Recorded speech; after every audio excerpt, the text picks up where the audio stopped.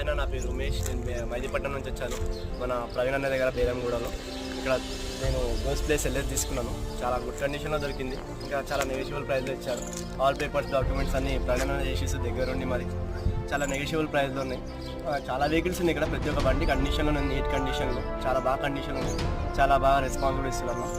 మొత్తం అన్ని డాక్యుమెంట్స్ అన్ని అన్ననే చూసుకుంటాను. ఒకసారి మీకు ఎవరైనా ఇంట్రెస్ట్ ఉంటే వచ్చి చూసుకోవచ్చు. నంబర్స్ అవన్నీ గ్రూప్లో పెడతారు.